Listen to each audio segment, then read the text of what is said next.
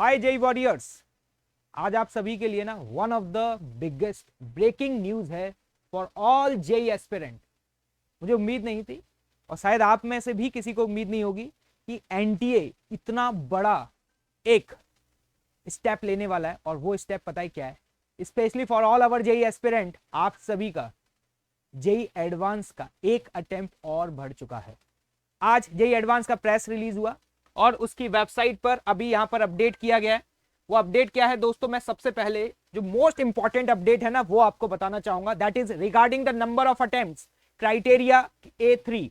आप जरा खुद ही पढ़िए इस गुड न्यूज को। मैं चाहूंगा कि आप लोग स्क्रीन पर खुद ही देखिए। A candidate can attempt JEE advance maximum of 3 times in 3 consecutive years. 3 लगातार सालों में आप जेई एडवांस का पेपर दे सकते हैं। मुद्दे की बात, जेई एडवांस का एक अटेम्प्ट बढ़ चुका है दोस्तों। मतलब मैं यहां पर ये कह सकता हूं कि अगर किसी स्टूडेंट ने 2023 में 12th का बोर्ड एग्जाम दिया है तो वो भी स्टूडेंट इस बार 2025 में जेई एडवांस के एग्जाम के लिए अपीयर हो सकता है, वो भी एलिजिबल है।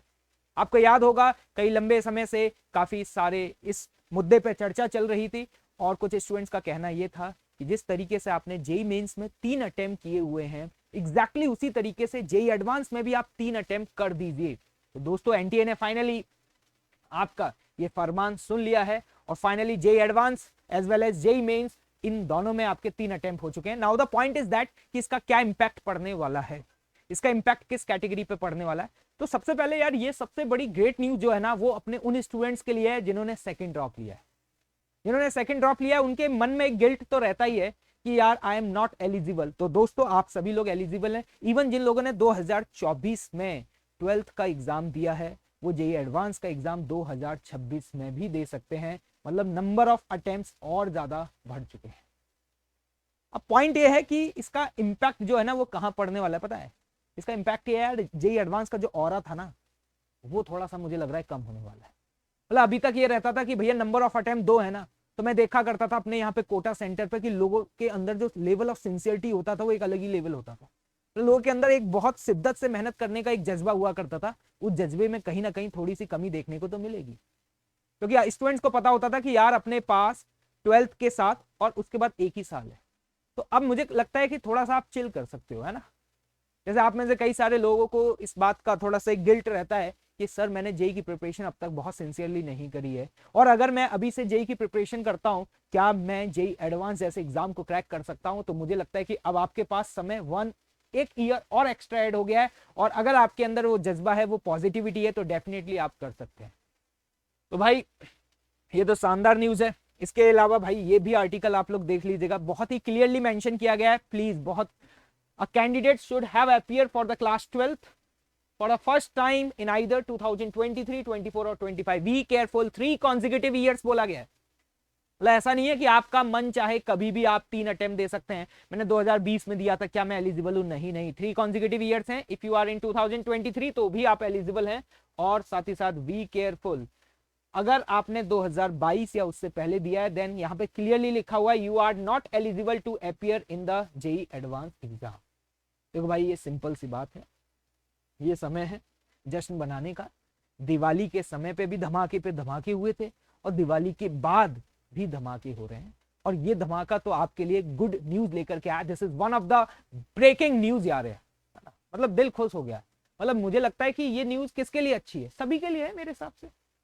इवन वो स्टूडेंट जो इस समय क्लास 11th में है उन्होंने जेई की प्रिपरेशन स्टार्ट नहीं करी है, और कई सारे ऐसे भी स्टूडेंट्स होते हैं जिनको काफी बाद में पता चलता है जेई जैसे एग्जाम्स के बारे में, और उनको लाइफ टाइम इस बात का रिग्रेट रहता है कि मुझे बाद में क्यों पता चला। इवन मैं कई सारे ड्रॉपर स्टूडेंट्स को जानता हूं जो अपने कोटा सेंटर पे आते हैं आफ्टर द 12th क्लास। उनको ड्यूरिंग द 12th क्लास पता चलता है जेई एग्जाम के बारे में, और उनको एक रिग्रेट रहता है कि सर थोड़ा और वक्त मिल जाता तो सच में मैं इस एग्जाम को क्रैक कर देता। तो आज वो वक्त आपको मिल रहा है। अगर आप इवन 12th के बाद भी स्टार्ट करने जा रहे हैं तो भी आपके पास 2 अटेम्प्ट तो रहने ही वाले हैं। तो मतलब मेरा मानना यह है कि अब लगभग सभी के पास एक इक्वल अपॉर्चुनिटी है। अभी तक क्या था कि थोड़ा सा एक अनफेयरनेस थी। जो स्टूडेंट क्लास 10th के बाद स्टार्ट करते थे, अर्ली स्टार्ट करते थे, उनके पास एक एक्स्ट्रा एज हुआ करता था, एक एक्स्ट्रा एडवांटेज था। लेकिन जो स्टूडेंट क्लास 12th के बाद स्टार्ट करते थे, स्पेशली हमारे ड्रॉपर्स स्टूडेंट्स, उनके पास एक रहता था कि सर 1 साल का ही वक्त मिल पा रहा है और 1 साल में इतना वास्ट सिलेबस और इतना कॉन्सेप्ट को मुझे डीप डाइव करना है जेईई एडवांस के लिए, मेरे पास इतना समय ही नहीं है। दोस्तों अब आपके पास समय बहुत है। अगर आपके अंदर चाह है ना, तो ऊपर वाला आपके सुनने के लिए हमेशा तैयार रहता है, और जिसके अंदर चाह है उसको राह मिल ही जाती है। तो फाइनली आपके लिए ये बहुत ही गुड न्यूज है। अब एक और भाई कि भाई सर 75% का क्राइटेरिया का क्या हुआ? देखो मैं आपको बता दूं, इसके रिगार्डिंग अभी तक कोई भी अपडेट नहीं आया। मतलब मैं भी देखो यार तुम्हारी साइड में हूं कि काश ये लोग 75% बोर्ड का क्राइटेरिया हटा दें, और मुझे लगता है कि अगर ऐसा हो गया ना, तो भाई साहब this is one of the biggest relief यार, है ना।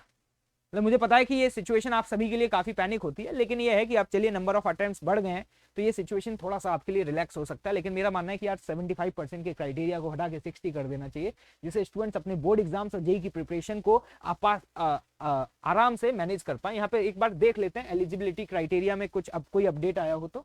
यहाँ पे अभी तक एलिजिबिलिटी क्राइटेरिया में हमारे पास कोई अपडेट नहीं है, सिर्फ हमें एज लिमिट, परफॉर्मेंस, ये सारे अपडेट्स आए हैं। ठीक है, तो आई होप आपको सारी ये चीजें क्लियर हो गई होंगी। Okay, bye bye.